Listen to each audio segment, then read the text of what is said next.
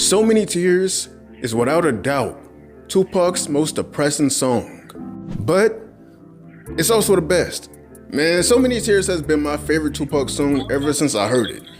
And every time I hear it, it just gets better and better. The beautiful canvas of the beat, the raw and emotional lyrics, and even knowing the backstory to when this song was written. This is art. I ain't about to waste so much time talking, man. Today, we about to dive into the beauty that is So Many Tears. But before we do, welcome to Childish by Nature, my personal place to play. And if you haven't noticed, Childish by Nature now has 2 channels. This channel is now strictly music content, and the other channel, CN Cinema, is for the movie and TV show content. So if you want to see more content from me, but on the film side, go to CN Cinema. If you want to enjoy the music, you know what I'm saying? Here's the perfect place to be. So without further ado, let's get into it. Yeah, I'm listening to Pac, So Many Tears. Yeah. And you know how that beat, doom, doom, doom. Produced by Shock G, aka Humpty of Digital Underground. I don't know about y'all, but this is news to me. It may not be shocking for the older crowd, but I'm 23. Only thing I know Shock G for is the Humpty dance. So knowing that he could create beats like this blew me out the water, to say the least. This beat was beautifully crafted. First, using 2 samples of one, Stevie Wonder's That Girl. That iconic harmonica that everybody knows this song for came from here, taken and slowed down to fit the tempo of the beat. The second sample coming from Quincy Jones, The Dude. That faint guitar in the background, moving back and forth in the beat. The sound that go doo-doo-doo-doo-doo-doo-doo. You know what's interesting about these samples is both of these songs came out in 1981. I don't know if that means anything. I don't know if Shock G intentionally pulled these songs from 1981 for a specific reason. Maybe it's just a coincidence, I don't know. But for the extra guitar on top, we get accomplished musician Eric Kenya Baker. And also, to add to that musician list, we get the Piano Man, aka Shock G, again. He has many aliases, man. He has many aliases. But he went under this alias being known as a great pianist. And all of these sounds come together, creating a beat that sounds exhausted, stressed.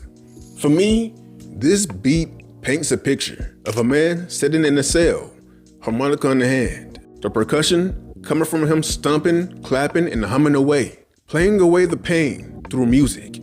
It reminds me of that scene from Sinners, where Slim breaks into song after revisiting a traumatic memory. I know at this point y'all probably tired of people bringing up Sinners, but I'm not, because it's real. Music is our healing. Music is our therapy. And in hip hop, no one took that more serious than Tupac. The younger years, I just mimicked my favorite rappers. It wasn't, seeing Rakim, I just knew I loved it. Right. It wasn't until I saw Pac So Many Tears video, that's what made me say, yo. Okay, so that was the game changer. Yo. Yeah.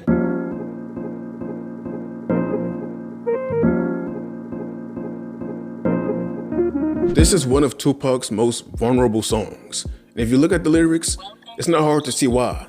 So Many Tears tackles 2 things. One is him having a conversation with God, pleading to be accepted into heaven despite the harsh life he lived. And also, depression, with Pac laying out his current mental state. The song starts off with a prayer before getting into his younger years, saying how he thrived off misery. Left me alone, I grew up amongst a dying breed. Not actually enjoying misery and loneliness, but those were the cards he were dealt, so he managed. He didn't have peace within his own mind, remembering Kato, a friend of Pac's that was killed.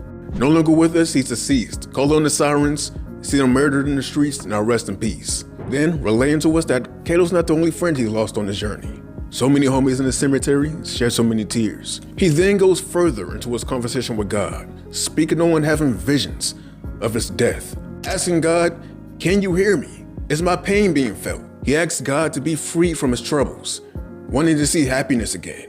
But then he goes into self-doubt, doubting that the good he's done on this earth outweighs his sin. I know my destiny is hell. Where did I fail? He then follows that up with some of the most bone-chilling lyrics on this song. My life is in denial, and when I die, baptized in eternal fire, shed so many tears. Like I said, man, can't listen to this song too much, but it's poetry. It's poetry. The third verse explores his self-destructive mindset and the influence that the streets had on him. Now I'm lost and weary, so many tears, I'm self-destructive, so don't stand near me. Before I say something, I know the lyric ain't self-destructive, all right? But this is YouTube. I gotta censor some things, all right? And with his depression, the street life didn't help as it left him feeling paranoid, feeling empty, leaving his mind with negative thoughts. This mindset made him move in a way to where if he were to go or take himself out, he'd be prepared.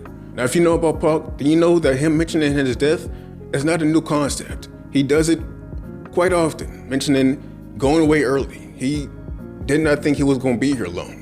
Well, I survived to the morning to see the sun. Lord, forgive me for my sins, because here I come. The last verse deals with Pac being fed up and tired of his circumstances, but also feeling trapped, feeling like he can't escape them. And to put it simply, he's done with it all. With the final bar being, I'm falling to the floor, begging for the Lord to let me into heaven's doors. Shed so many tears. These lyrics are both beautiful and painful at the same time, painting a picture of a very vulnerable Pac. And with what he was dealing with at the time that he wrote this song, it's not hard to see why he was in this state. I just want the chance to make right from all the bad things that I got. You know, I got a lot of things against me. I got a lot of people that look up to me, and I don't want the last place for them to see me is in jail. This song came out in 1995 as the second single for the album Me Against the World. But the song was written in 1994 when Pac was in prison on a false essay charge. Now, if you know the story of Tupac, then you know this story. A woman was assaulted, and instead of blaming the people who actually did it, she went to Tupac, blowing his name up in the public as a predator. And also, while dealing with that, he gets shot 5 times, showing up to court bandaged up from the bullet wounds. Dealing with all of this, going from being looked at as a beacon of light in the rap world to before you could even think your legacy is being tarnished. And just to add on top of that, being shot multiple times by who you think is the person that you brought up with you, it's not hard to see why his mindset was the way it was. This song came from truth. It came from vulnerability. And it came from the heart. And of course, the spirit. And when you write with these things in mind, you could turn pain into art, making one of the best songs of all time.